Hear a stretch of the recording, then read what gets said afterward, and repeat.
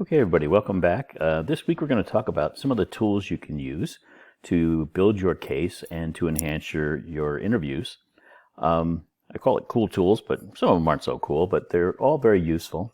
And in fact, by the end of this particular unit, you're all going to have available to you a list of at least 150 different sources of info that you might think about checking in order to enhance your investigation, to fill in, your who, what, why, when, how, when, and then also to build what we're going to call a dossier on potential interviewees. So first, let's recap what we talked about last week, and I want to be really clear on something, because sometimes when you look at that unit about interviewing people, it really sounds kind of devious. It sounds like we're trying to uncover the worst about people, and I will tell you that I'm an optimist, and I think people are good. They're good at heart. There's some limited exceptions, right? There are sociopaths and psychopaths amongst us, but they are few and far between. Most people are good at heart, but they're fallible. They're human, and they don't want to share their faults, which is really what we're asking them to do, especially when we get into suspect and subject interviews. It's not trickery. It may have sounded like we're trying to trick somebody into saying something, but what we're really trying to do is just to get them to tell the truth, with everything really except for the why they did it. And I will say that in that case, maybe you could say it's a bit of trickery. But we're really trying to just get them to admit what they may have done. We don't want to take a false confession, but we do, if we know and we have other evidence to support it and we know we have the right person, we do want them to get that out and get that confession. I think people want to do that. I think they want to make things right. And really what we're doing is we're not being dishonest. We're being, that calm, measured, business-like professional, but we're offering them alternatives and soft landings. So, is it easier to say, I killed that person because I thought they were going to try to kill me first, and I thought they were breaking into my home, and, they looked like they had a gun in their hand, and that's why I shot them? Or is it tougher to say, I shot that person because I'm a sociopath and, I just enjoyed watching the look of death in his eye, right? The softer landing is where people want to go. And if we're not concerned with the why, there's no reason we can't give them that soft landing. And in some ways, don't look at it as trickery, look at it as compassion. Because what you're allowing people to do is to do the right thing by admitting their fault and getting that out of the way. And if they want to take a little softer landing to do that, that's okay. There's no harm, no foul in that for our purpose. And really, at some point, they probably know why they did it, and they'll own up to that internally. What do we mean by these tools? Well, they're systems, they're sources, artifacts. They're usually generated by the person you're interviewing or by someone else, but they are personal generated, right? And they enhance your investigator ability. They help you clear the matter. They are the evidence, right? The stuff that goes in an evidence bag, or that you can view, or that you can touch, or that you can read. It could be directly related to the matter, which is the first type of evidence we'll look at. And then it also could simply help you frame conversations, which is the second type that we'll spend a little more time on, actually, because it relates back to our unit on interviews. But in any case, you're going to use this information to validate that what, when, where, how, who, why in your investigative plan.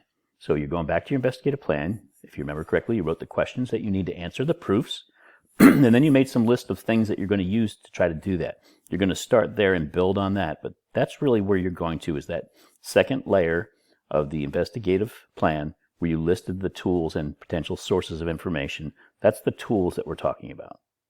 So when it comes to these investigative tools, there's really two main goals of these. The first one is fact-finding. You're simply finding facts and you're confirming, clarifying the questions in your investigative plan. When did this take place? Well, the complainant said between 1 and 3 in the afternoon, this person entered my office and slapped me in the face.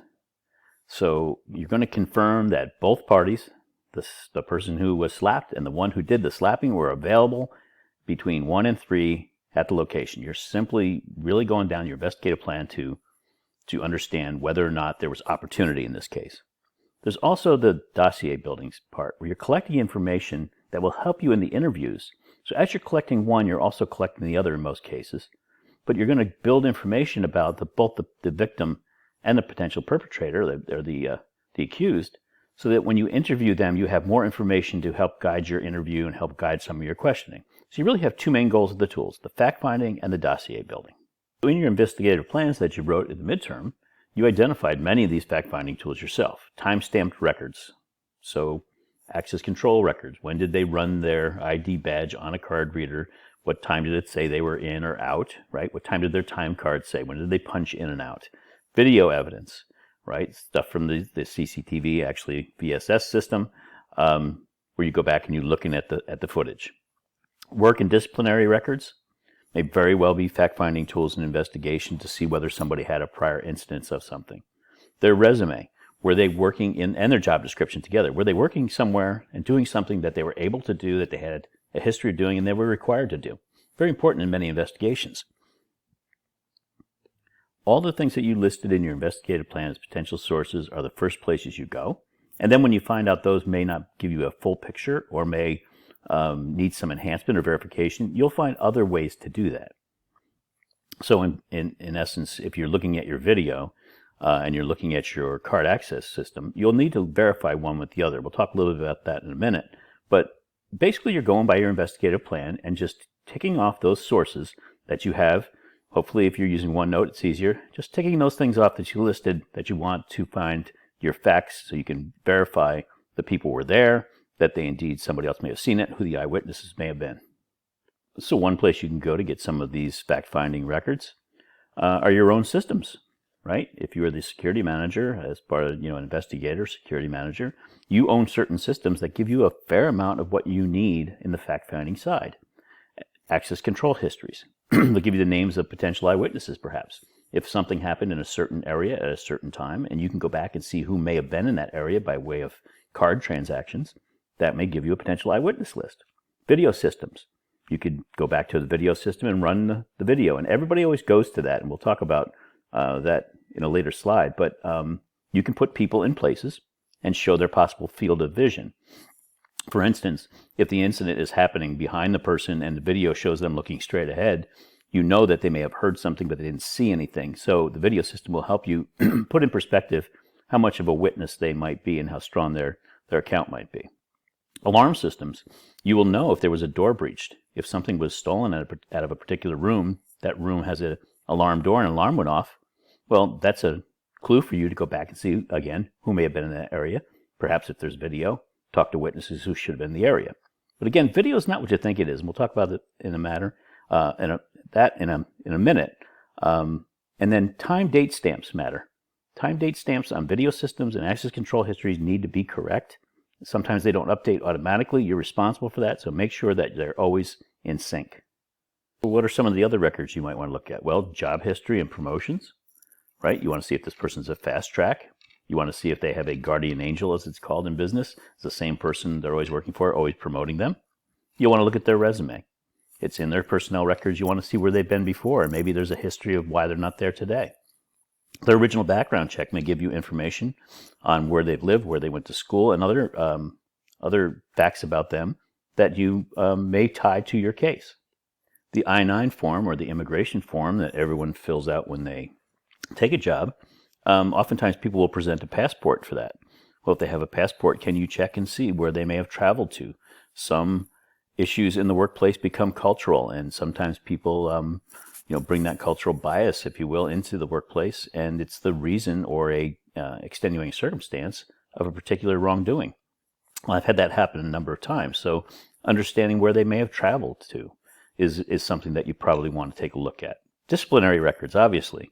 If they've been disciplined for something before 3 or 4 times, and you're looking at that same issue, you have a pretty strong indication that they may be involved if they had been proved to be involved in similar incidents in the past. Expense accounts, travel records, very important to see the lifestyle.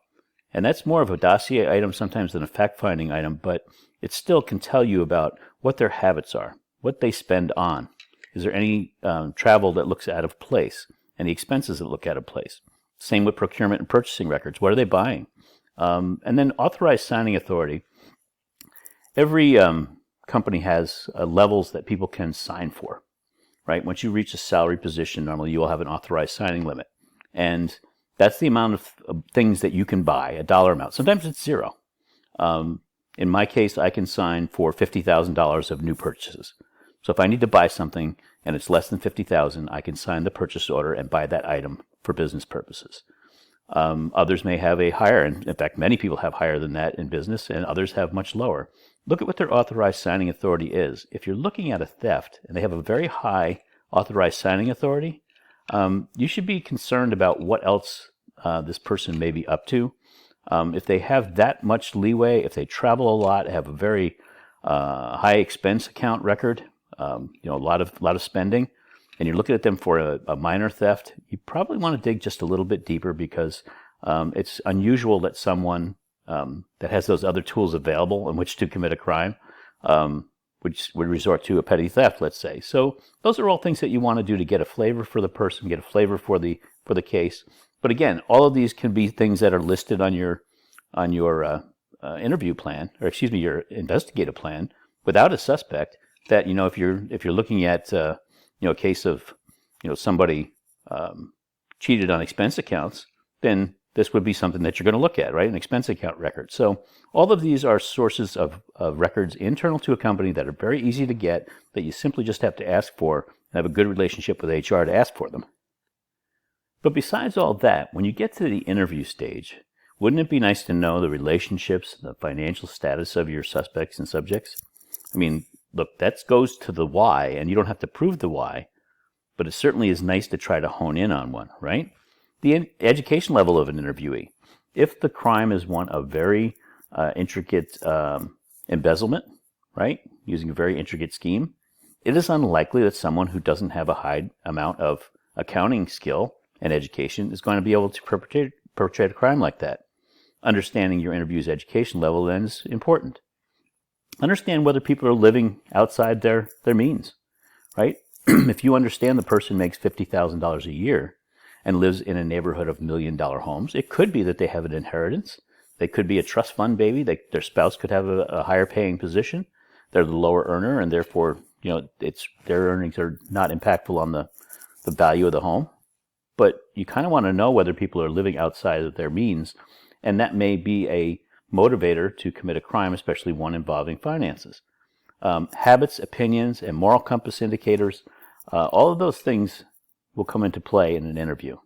And I'll explain why in a second here. And of course, arrests and convictions and other legal entanglements, understanding those before you interview somebody helps take you down the right path when we use those techniques we talked about last week. And the tools we use for those are called dossier tools. So dossier is a collection of papers and or sources containing detailed information about a particular person or subject, together with a synopsis of their content. It really is simply putting together a history, in our case, on a person, your interviewees, each person, your suspects, and definitely your subjects, so that you have a grander understanding of what they are in a holistic way, right? You don't want to just know, well, I know that he's a machine operator. I know he's been here for 2 years. I know that he works the day shift. You want to understand a little bit more about this person if you're going to interview them and potentially take them down the path of baiting techniques, right? You're going to want to know what they like, what they don't like, hobbies, politics. What are they, a family person or not a family person? How are their finances, right? Is that maybe something you can bring up in an interview? Other personal information helps you frame your questions better, put different themes on your interviews, and it's especially helpful in baiting. But also, these dossier tools help you understand the power dynamic we talked about, especially connection power, when you start to connect people with other people that maybe connections you wouldn't make simply by looking at those tools that the company has available. So if you're not going to pull this information from company records, right, from the personnel file and other things, where are you going to get it? Well, I think you all know that there are many internal and external sources, that the interviewee normally generates these things themselves, so it's very hard for them to discount them because they indeed make these records. Many of them are contingent on where you happen to be in the world, because some of them, especially the external ones, have some controls on them. Pennsylvania may be different than Michigan, where I live. And so we'll talk a little bit about that. But also the communication devices they use, obviously. Physical security system histories. We talked about using the physical security history for, straightforward verification of where somebody may have been and what they may have seen. But you can also piece those things together to form a few different items that might be of interest. Social media, obviously, and I'm not going to do a lot on social media because you guys know it better than I do. And you also know the value of information in social media. And there's also open source records we can talk about that can help you put together a fairly nice dossier on somebody to get an idea of who they really are and what makes them tick before you take them into an interview. So communication devices. When you take a job with most companies, they will give you certain communication devices because that is how companies work, right? Be they for profit or nonprofit. You will normally get a laptop at work. You will normally get a cell phone at work. You may get other devices, a tablet perhaps, depending on what your job is. Just don't think about the emails that people send. You can always pull email, and every company owns the server that those emails go on. They own that email. You have very little expectation of privacy in the workplace when it comes to what you do on company-issued devices, and especially when you're using them on company-owned servers and networks. In fact, most will have a pop-up when you sign on with your password that tells you that anything you do is a work product, and that work product is the property of the company and not of you. So when you go in to do an interview with somebody, you may want to pull their email. You'll have a good relationship with your IT folks and your forensic folks, and you want to pull their email. But also think about instant messaging. Many companies have an internal instant messaging. It's not just over cell phones where you're doing text messages back and forth, but those are also in play. Cell and desk phones, you can't necessarily bug a phone, right? That would be illegal, but you can pull records to see where people have called, right? Teams, Microsoft Teams, a relatively new tool, has a chat feature. They're all company property. You should pull every one of those records. When you pull cell and desk phone records, pull the records just to see what numbers were dialed out. I mean, that's all you're looking at. You're not invading somebody's privacy and listening to the conversation. Now, on instant messaging and email, and it's in writing and it's on your company server, you certainly can read those, and you should. You're generating that work product on a company system. It is open season. Now, external email servers, when somebody goes on their work computer and then goes to their Gmail account, you will only be able to see they went to that Gmail account. You won't be able, or went to gmail.com to check their email. You won't be able to necessarily see. Most companies don't have a keystroke monitor on where you capture everything. Certainly, if you get a job working with the NSA, there's going to be a keystroke monitor on. They're going to be able to tell everything you write with that laptop. But in most places, external email, you'll only be able to see where they go. However, oftentimes people will forward messages, so those are open season too. Once they come onto your server, once they come onto your system and onto your device, if you own the device and you give it to an employee to use, you have an absolute right to look at those things, and you should pull as much information as you can to try to build that dossier. So, what are some of the things that you might find, and what are some of the things you can use from pulling that information? Subjects make errors. That's why they're subjects, right? Nobody has the perfect crime. Internet searches. People will often search the internet for all kinds of things related to something they did. Now, it could be how-tos, how to call in a bomb threat, how to steal from your employer, how to download software without getting caught. People will do internet searches for things that are directly related to what you may be investigating. Okay? Wayfinding programs. If they say that they don't know a person, they've never been to a place, but you go in and you find out that they went into a search or a mapping program, you'll find that they have time date stamps where they look up an address, right? You can challenge them then in an interview that if you didn't know this person, why were you looking up where they live? Why were you looking at a Google view, aerial view of their home if you have no interest in them? And you will find that happens. Now, IMs are particularly interesting because people tend to relate that to the text message you send on your cell phone. So people text back and forth stuff all the time, right? And they chat on their phones all the time. They use Snapchat. Right? It supposedly goes away, which we know it doesn't, by the way, because there's screenshots. And so there are many, if you think that Snapchat just goes away and there's no history of it, try again. But people tend to think of the IM features on their company laptop in the same way they think about text messaging, and they will say anything, and they get very sloppy. Can't tell you how many cases I've cleared where there was nothing in the email, nothing in the search history, but their IM was just full of information that took me to somebody's guilt. So IMs on a company system, definitely a great place to look. People forward personal mail to company addresses. Oftentimes, it's because companies have such great cybersecurity on their systems. It's easier sometimes to draft a document on your home computer, not have to worry about all of the the sign-ons and VPN and everything else. You do it, then you just email it to yourself. And people do that all the time. They also think that when they delete things, it's deleted. And if it's on a server, it's really not in most cases. So, all of those things that make people sloppy. They think they know computers well. They think they know how things are set up. But realistically, they get sloppy. And that's a great thing for us in our job. Have a solid relationship with your forensics or IT forensics person, or someone in your IT group that has access to pull all these records. You don't want to go and start asking for them and then having them have to go ask HR, can I share this with people? Then you're going to have a meeting as to whether or not it's allowed. Then you have to go to a lawyer. You need this stuff fast. Set up these relationships ahead of time so that you can get this information pulled on a request and have it pulled quickly. But you will find that subjects get very sloppy, and these 4 things right here are things that are in almost every case I've had. There's been a piece of evidence in either the internet searches, the wayfinding, the IM, or in forwarded emails that was very germane to my case. So don't let those things go untouched. Now, we talked about physical security devices and just finding those basic pieces of information that say, go, no go. Was the person here? Were they in that area? Were they seen in that area? The video. But start to look for patterns. On an access control history, people generally come to work at the same time every day, roughly. Normally, if you're a commuter, it's a matter of traffic.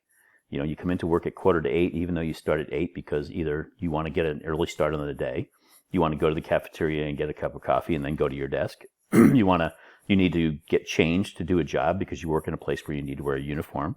Whatever it may be, people are they're in habits, right? They're creatures of habits. Look for pattern breaks, especially around the times of your incidents. Why may a person came in at 10 o'clock in the morning when every day they're there at 7 a.m.? That may help them, even in the interview, frame the time frame when, I came in 10, I had a doctor's appointment that day. Okay, now they're getting a feel for, when you start to remember stuff, you want to remember things that happened in a particular day. But it also will tell you who carpools with who. There's a power dynamic. Let's just say that, Bob and I carpool together every day.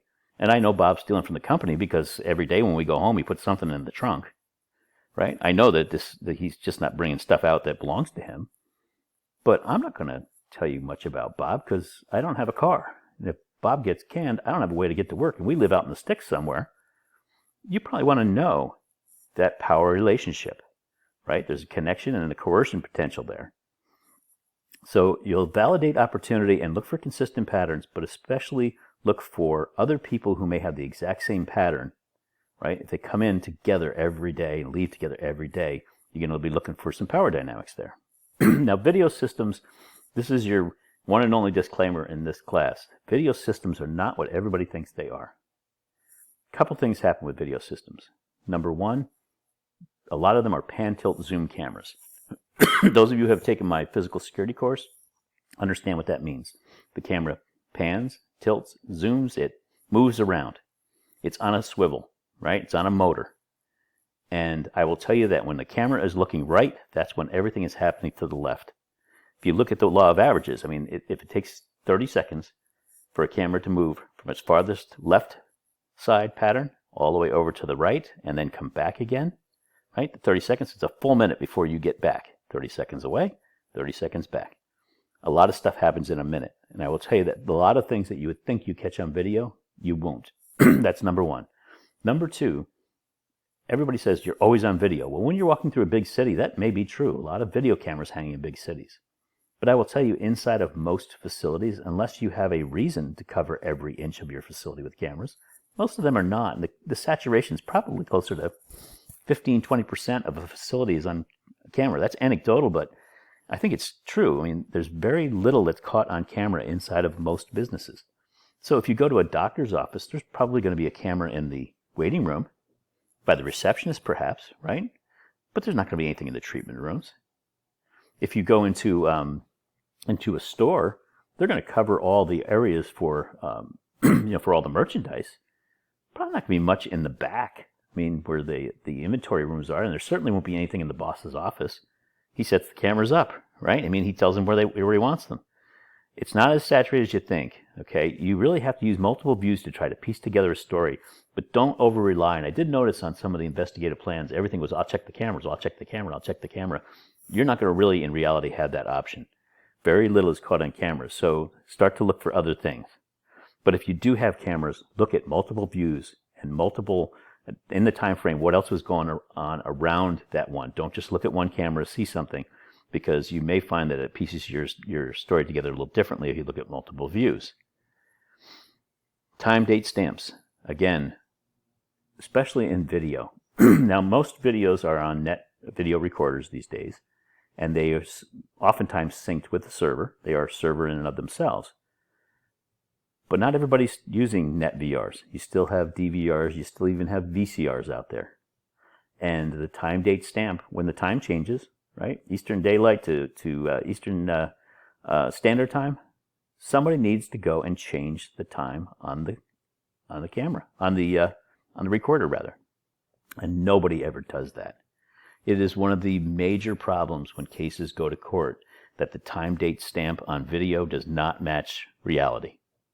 Right? You show somebody on your access control system that they leave the facility, they run their badge, and the gate opens, and they walk out at 4 p.m.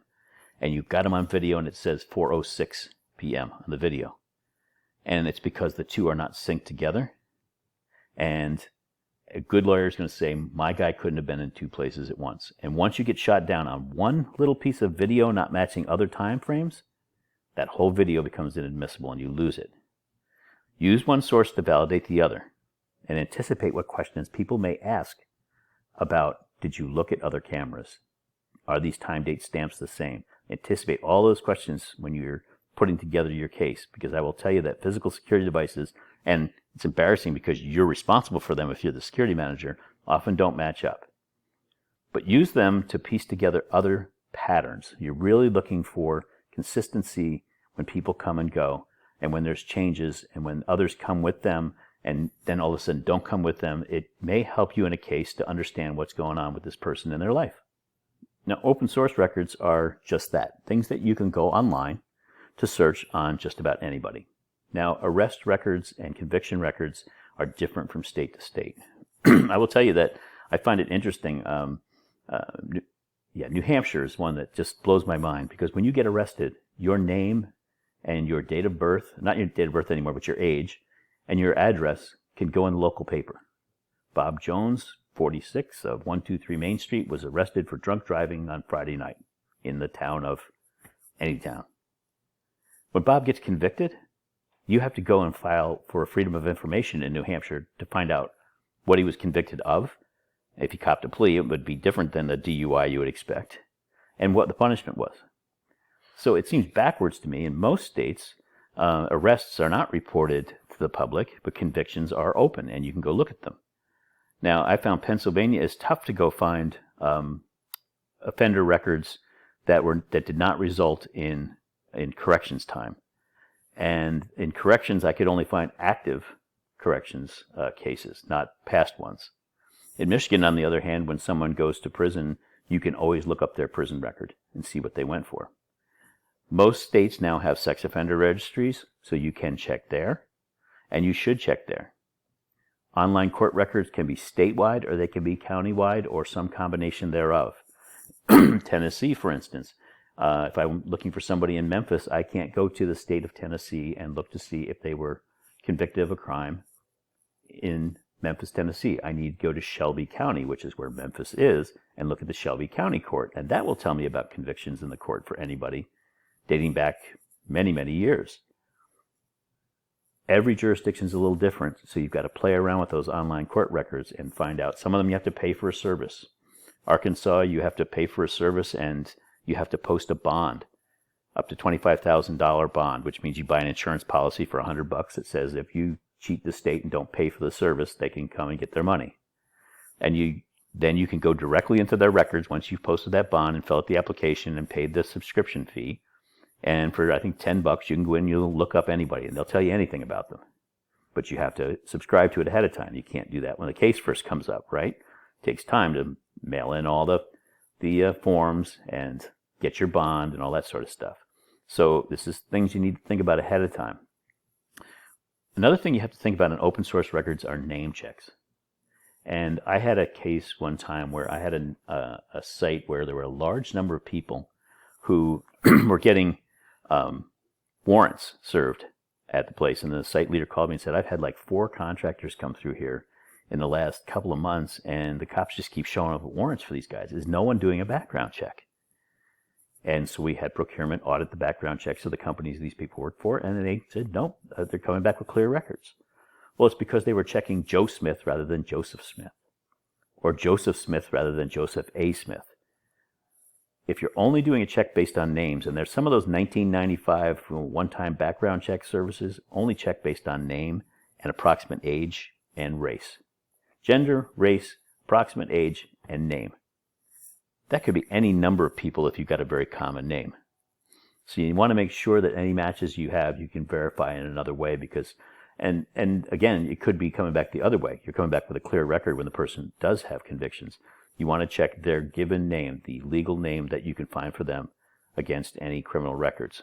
And you want to check addresses for anybody with a conviction, because you want to know if they're living with other people who have convictions. You will find that many people in departments of corrections around the U.S. move from the prison system into a halfway house. And when you find out they have an address and then you list who else lives at that address, you'll find 10 or 12 other men living in an address, let's say. That's unusual, right? The normal family dynamic tells us that normally 10 grown men in their 40s don't live in the same home. Now, there's nothing wrong with that. If they want to do that, that's fine. I mean, it could be a boarding house, right? We don't have many of those anymore. That's kind of a thing of the past, but boarding houses used to be pretty common. Could be a dormitory of some kind, could be a hostel for all we know. But it is unusual, and you'll want to then do an association with the other names that come up at that address. In fact, my wife and daughter are both realtors. I think I've mentioned that before. And when they have they're going to meet a client for the first time at a house to show them a house, the client calls them, they have them send their copy of their driver's license, and I do a mini dossier and go through and check to see. And I have had more than one hit on people. And, they're still entitled to buy a house, and my wife and daughter will go and show them that house, but they will go in armed. So, there's a difference in this case of the open source records. You really have to do an association game. When you find somebody may have a conviction, okay, find out where that conviction was. Now check their other records. Did they show in their company records that they even lived in that place? Okay, so now they're hiding something potentially. Who else, lives at their address? Is it some other convicted felon, perhaps? All those things will help you when you get into that interview of having all this information, and we'll show you how you're going to drop that in a minute here. But other records you can look at are civil records, bankruptcies, tax liens on properties.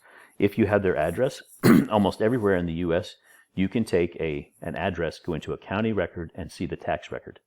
It will tell you the size of the home, the value of the home when purchased, any improvements they've made on the home that they've pulled permits for, and what their taxes are and whether their taxes are current. All important information to know somebody's financial health. If they're way behind on their taxes, if they've made huge improvements to their home over the last year, person makes $50,000 a year, they've put $400,000 worth of improvements into their home, I would call that a clue. I would say it's something I want to look at. It's not impossible, but it's an anomaly. LLCs and businesses associated, you want to know if they have a side job. Right? The case I explained with the person who was doing landscaping work and doing it at a cut rate in exchange for promotions and better work assignments, had an LLC, which is a limited liability corporation, and it's very easy to form an LLC. You normally, in most states, fill out one form and mail it to the state, and they give you a tax ID number, and boom, you're done. You're an LLC.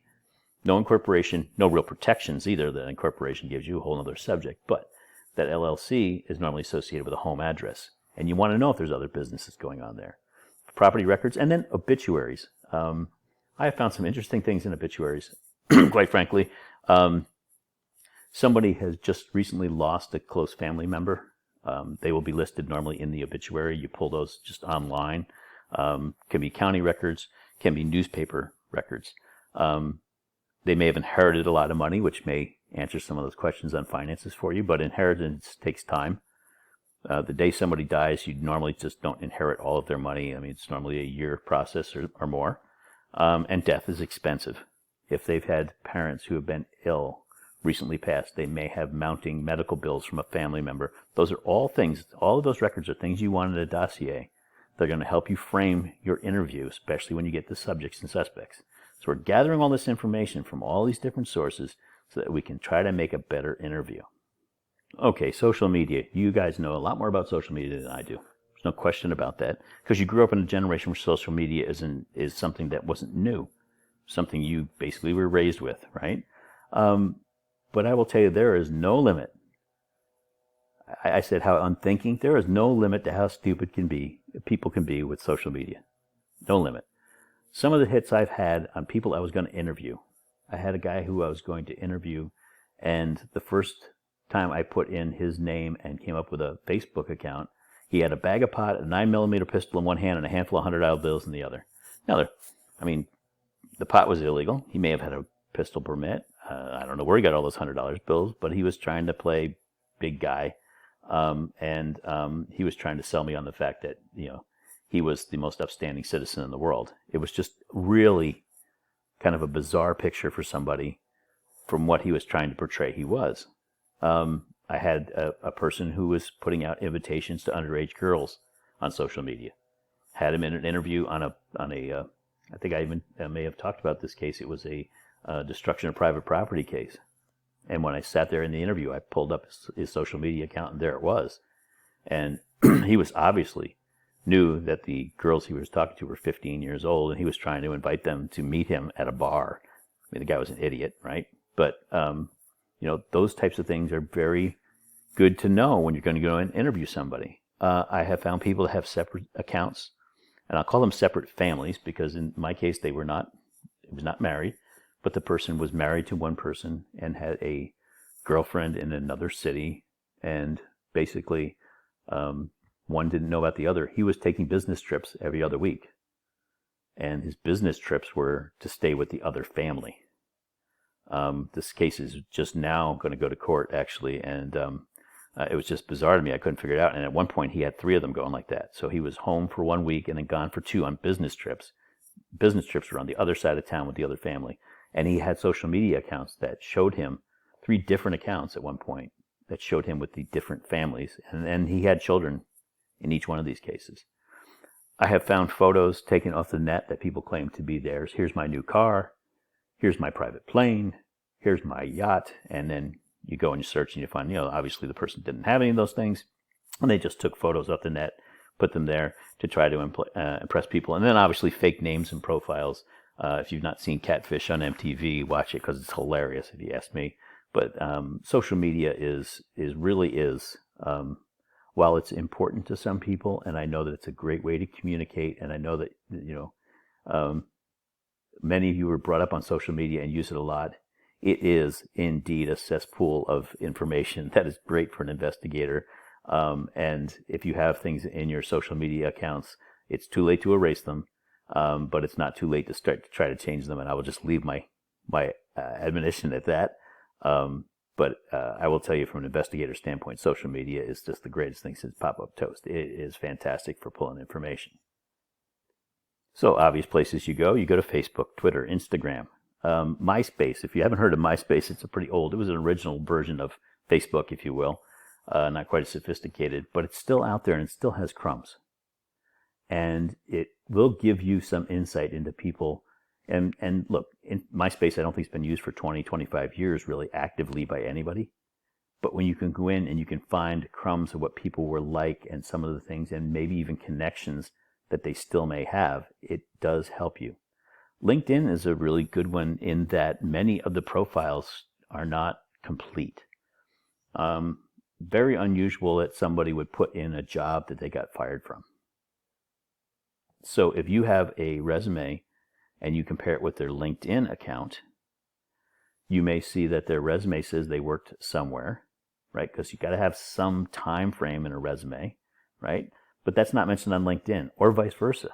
They put it in LinkedIn when they set up the account, never took it out, but it's not on their resume, and somebody missed it when the person was hired. You want to look for differences in those. Chat rooms are still around, blogs definitely, and forums. Look under the email addresses you have for the person. You will pick up in Facebook and Twitter and other places email addresses. You will look at patterns of email addresses. When you find those, search under those email addresses anywhere you can. Screen names. And also look at the network ID. Many people use their network ID from their job as a screen name in other social situations and social media pages. So if your name is John Smith and your username at work is jsmith01, you will find that people use jsmith01. People don't want to remember a lot of passwords. People don't want to remember a lot of screen names. So they will try to standardize on them. Once you find one and you find that right one, but use anything you can. Any email addresses you have for the person, any email addresses you find for the person, any nicknames you find in Facebook. All of those will be able to link back to chat rooms, blogs, forums, and you'll want to know in their internet history. What blogs do they read? It'll give you an indication of what's kind of on their mind. If all they read about is guns and ammo, then you got a gun guy. If all they read about is the Detroit Lions, then you've got somebody who's highly depressed because all they do is lose. Quite frankly, you really want to know about the interests and the habits of a person. So anything that they give you, and these obvious sources, is gold for you. Some less obvious places to go look for information on people. Google image search, if you have pictures. I don't know, you guys probably know this, but you can take a picture and search to see where else that picture shows up, and similar pictures show up on the internet. If someone uses pictures in a Facebook account and you suspect that they may be false, then put them through Google image search, and if it comes up that that particular yacht doesn't really belong to Bob, it belongs to Jeff Bezos, you probably want to know that because you can bring that up in an interview. It's open season on that stuff, right? So Google image search, if you've not used it, practice it because it's kind of cool, and you will find that pictures that people use show up in a lot of different places. Ben Verified is a cheap service. It's something that many people use when they're going to bring workmen into their homes, nannies, babysitters, the like. You run through Ben Verified. It's kind of a cheap end background check that checks the 50 states. But again, it's only as good as the information you put in, the name. You're not going to check an ID necessarily on everybody before you have them in the home, so you're running it. But it's a pretty good one. It's got a pretty good database. So if you subscribe to that, if you're an investigator, it's a cheap subscription. I think it's like $25, $30 a month. High school, college web forums. If you know where the person went to high school, look up their high school reunion coming up and see if they're on there on a blog talking to people. Same thing with college. Multiple profiles under the same name. Don't always stop when you find their Facebook page. Plenty of people have more than one Facebook page and they seldom match. There's tidbits of information in every one of them, so check for multiple profiles. Sportsbook apps. If you find a username that they use consistently somewhere, and you find that maybe this is a financial crime, there are 3 reasons normally people get in financial trouble. Okay, it is substance abuse. Okay, it is extramarital relationships, and it is gambling. Those are really the reasons people get into financial constraints. So, sportsbook apps. If you find a username, don't be afraid to look there. Charitable causes. If they have certain interests, you can check charitable causes. You may find that people do get actually financially overextended by too much charity. They feel expected to make contributions that they've made in the past, and then they get themselves jammed up and feel like they lose social status if they don't. But understanding their charities that they enjoy may help you in the conversation. Newspaper article searches, certainly. A Google search will normally give you certain things to look for in newspaper articles, but if you find a newspaper article in one, look at the other newspapers around that area.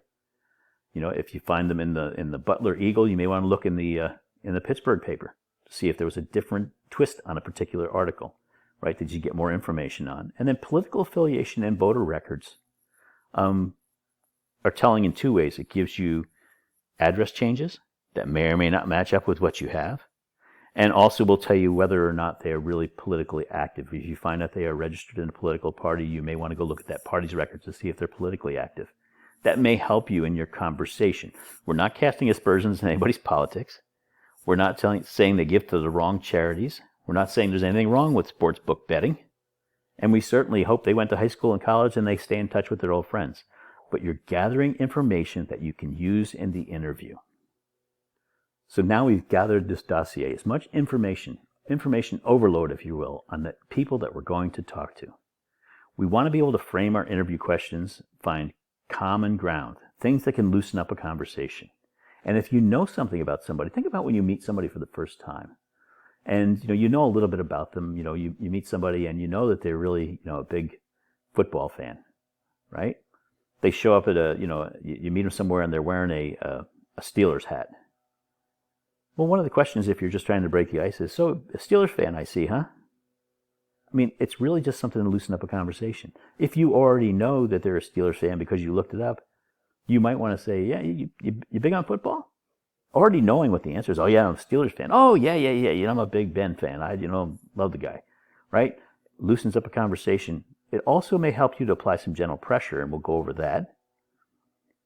You'll understand the sources of power around them, the connections they have. You've learned something about them. You know who they're connected to. You know those connections and how they may influence what you're going to hear in the interview. That also then helps you with what motivates them. And it's going to help you when you go into the baiting technique, especially, to phrase questions in such a way that you don't just shoot from the hip and go in randomly. You now have some more focus to that baiting. So let's look at an example here, baiting technique. We might ask, is it possible the person saw the opportunity to steal and it just overcame them? They just didn't think. Now, we could ask anybody that question, okay? But if we know that this person is extended too far financially, because we did a lien check, we noticed there's a lien on their car, and we've also checked, and they've got family pictures, the wife and kids on everything, right? I mean, you've seen their office. There's tons of wife and kid pictures, and they're all over their Facebook is all about their family, and we know there's just lien on their car and on their home. Might we say, is it possible the person just didn't see an alternative? Maybe they have bills piling up. They're just doing what they could to protect the people they love. That is a soft landing for that person who is extended but is very much devoted to their family. You have offered them a plausible soft landing to why they may have committed that offense. The first one, you may get them to go on, is it possible the person saw the opportunity to steal and just overcame them? That might work. Remember, we're not really looking for the why. But if you get closer to their why, or give them something that would be a plausible why for them, why they may have done it, that's when you're going to start to get the agreement. Your legwork allows you to put that question in a theme and in a frame that is more palatable, and you'll get to your admission much quicker that way. You might ask, is it possible the person who did this just sees everybody else with extra cash and felt cheated? No one's going to miss that money anyway. You can ask that of anybody. But if you see through your check on social media that the person has a trail of extramarital affairs, that they've got, a girlfriend in every city and a wife in the third one, right? Maybe the person who did this has family issues. They're working through this. The extra money is something they can't ask their spouse for. I mean, is that possible? And sometimes you just can't go to your wife and say, hey, I need an extra $200. And, basically what you're hinting at is the $200 is for some other woman or man, depending on the circumstance. But you framed your question. Your baiting technique got better because you had more information on the person and you're able to hone in on things that might strike a chord. That's what all of this legwork is for. You can also use it to apply some gentle pressure. If someone seems to be holding back on you, look, Bob, Sally and the kids don't need to know what we're talking about here today. Now, I'm sure that this guy, Bob, never mentioned his wife's name is Sally, but you are just applying a little bit of pressure. You're letting him know that you know something he doesn't know. You're letting him know you've done your homework in that case. Betting on football is legal. A lot of us do it. It's just a way to have fun, make a few bucks. He didn't mention anything about betting on football, but you know that he's got himself overextended at the sports book. That's probably why he may steal something. Just generally, good people get caught up in situations that spin out of control and they panic all the time. We just need to start putting the pieces back together, right? You're there to help them get out of this situation. And you can frame it that way, and you can be that person. You can actually be there to help them get out of that situation. As long as you're getting the facts from them, getting the story from them while you're talking to them, there's nothing that says you can't be helpful. And the one that I've used before, more than half the people I know have bad credit, don't have $2 to touch together, but everybody believes that they're perfect because on Facebook they say so. And so it's like you're competing with everybody else, and we know that stuff on Facebook is just baloney. Not everybody is rich and famous and good looking. And sometimes people just need to hear that, and that's the pressure that says, you know what, you're right. I don't have to be that person. I can tell you what I know. These are gentle pressure questions. There are thousands of them that you can use. But each one of them has a little grain of something that relates to that person, and you got that from doing your background information. So last week when we talked about baiting technique, right, offering those plausible reasons why this person may have done what they did so that they accept one of those reasons because it's a soft landing for them. It's the most palatable thing for them to admit to, whether or not that's the reason or not. Again, it's a why. We're not as concerned with the why as we are with the did you do it, right, when we get to that subject interview. But baiting isn't always random. If you do that proper dossier first, your themes become much easier. You'll be able to start on things that hit a tone right as soon as you go into your baiting technique. You have to be empathetic. You can't be accusatory. The whole idea of everybody, look, sportsbook's legal. Nothing wrong with that. Everybody bets football, or at least they, even if they just bet with no money. I mean, everybody says, I bet you Indiana is going to beat Penn State this week. Nope. Sorry if that's too soon. But everybody says that kind of thing, right? So it's nothing wrong with it. You can be empathetic when you make these statements. They don't need to be accusatory. One thing you have to be careful is don't project your own morality. Keep your game face on. If this person is a gambler and a substance abuser and a womanizer, and those are things in your moral code that you find reprehensible, you cannot let that come across in the interview. Keep your game face on, professional, calm demeanor, and don't project your own morality. You have to be disinterested. That's the word, not interested. If I'm disinterested in something, I'm saying I'm interested in it, but I'm not interested in the outcome. Right? I'm not here to pass judgment. I'm here to collect the facts and get the story straight. And you're going to be helpful when you do that. Plan those pressure questions out ahead of time, though. If you know that you're going to strike a chord, you may need to strike a chord with somebody, always have at least one pressure question in your notes that you're going to go to. Because if you get them to the point where they're not quite sure and you think you got them, and they're going to maybe accept something, that little pressure question may be the thing that just says, okay, this guy knows, so I'm just going to come clean. So have that question done ahead of time before you get into the interview. We're a little over time here, at least the time that I promised you, so I'll go through this quick. Some things to remember. Generation Z, no social media best. Don't go into an interview with somebody your age, quite frankly, and try to give them any kind of baloney about social media. They probably know it as well or better than you. But also understand that parents and grandparents participate in social media a lot. Facebook is the number one way that grandparents stay in touch with their grandchildren. So, if somebody comes in that's you're going to interview and they happen to be 60 years old, don't assume they don't have a Facebook page and that they're not active on Facebook, because it's just as addicting for people 60 years old as it is for people 16. Generation X, the people who today are 30 to 40 years old, they blog and read blogs, right? Follow their internet history. I was able to find someone who was buying night vision goggles for the Michigan militia through company buying, through procurement, because I traced back his internet history and it showed that all he did was read blogs about the militias around the country. That's what made the whole thing click together. I could not understand what he was doing when I could see he was buying things and couldn't really, I found the night vision goggles, but there were also other things that just weren't making sense. When I put it all together, they were all things that could be used for, this case was a, militia group. So Generation X, look for what they read in blogs or what they write in blogs. It's a good place to start. Baby boomers, people like me, will have the best background. If you could do a full dossier on me, because I've just been around longer. It is easier in many cases to do a dossier on somebody simply because they are older. Because the longer you live, the more footprints you leave.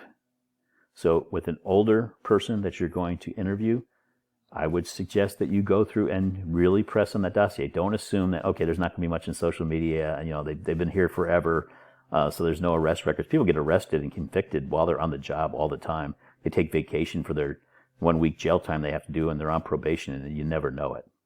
Don't just stop because somebody's older. Don't look at the dossier, however, as an indictment. Nobody is perfect. You are going to find things on everyone, right? Everyone that you do a really good dossier on will have something that they say, gosh, I wish that hadn't come out. Because people are people. You're doing this to enhance your interview, not to pile on, not to say, oh, well, if they did this, they must be guilty of that. You're doing this to add flavor and color to your interview, to add more options for you when you get to baiting and reconciliation, really. So don't use the dossier to try to build a case against somebody. Use the dossier to try to build things that you're going to talk about in the interview that will help you get to build the case that you have at hand. Okay, so now we learned about something about the tools that we need when we have our investigative plan, and then the tools we use to build a dossier. And you are going to find a whole lot more, and I'm going to give you that opportunity this week, because we had the lecture, which you just finished, thank you, and went a little long, so I apologize for that. I hope you took a break in the middle. There's some reading, very light reading to do, and then there's a discussion. So the discussion is going to be a list this week, okay? If you wait until late in the week to post, it's going to be really hard for you this week. So when I say you post 3 separate times during the week, there'll be 3 separate posts that you need to do, but they are very, very short. And this is going to be the format we're going to use. Your first post, you're going to name a source of info you might use when building a dossier. Okay? Any source. I want it to be relatively specific, though. Right? I'm going to go to the Pennsylvania State Sex Offender Registry, and I'm going to check. And then list the website that you would go to, right? And tell us in a sentence what you hope to learn from that. I hope to learn whether or not this person has a history of, sex offenses. Pretty basic on that one. That's all you need to do. I mean, you're really going to do a sentence on where you're going, either a web address or how you would get to that particular piece of information. Most places it's going to be web addresses these days, but it could be that you're going to look for another artifact in the workplace to build a dossier. I'm going to go and I'm going to look at their charge account from the cafeteria. Some cafeterias have charge accounts at big companies, right? Where you use your badge and you buy your lunch. Because I want to see what time they go to lunch every day and see who else goes to lunch with them. I mean, that could be something that you want to do. List what you're looking for, where you're going to look for it, and then what use you think it would be. That's it. That's your first posting. Your second post, you have to wait for one of two things. Either 24 hours to pass or 10 other students to post.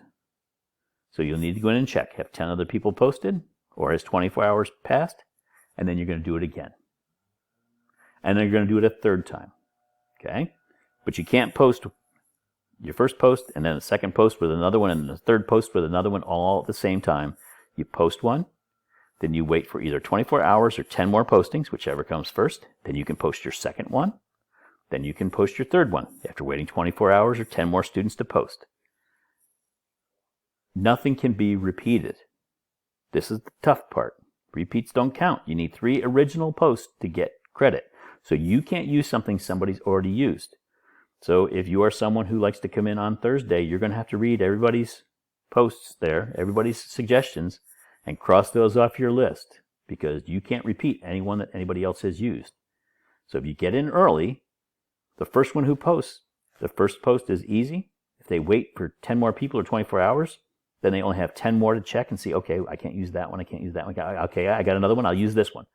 If you do it early, you'll be in much better shape. If you wait till Sunday, you're going to be reading through at least 60 posts to see what other people have used, and you're going to want to make a list so that you don't use those again. So I would suggest that you actually do make a list of what people use as their sources, right? As you go through, every couple of days go in and just, make a list of everything that's been done so that when you finally get to your third one, you're not going to repeat any of those.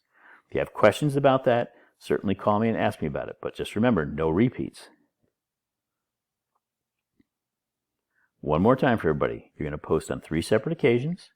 You're going to be specific by adding what you're looking for, a web address or some other way you're going to find it, and tell us what you get from the check. You can do that in 3 sentences. No repeats. You post, then you wait either 24 hours or for 10 other people to post, and then you post again, and then you wait for either 24 hours or 10 more people to post, and then post again. If you do that and no repeats, you'll have completed the whole thing for the week. You must have your first one in by Thursday at 11:59, and all 3 of them must be in by Sunday at 11:59. I will take out any repeats, and you will not get credit for those. So I really suggest you start early this week.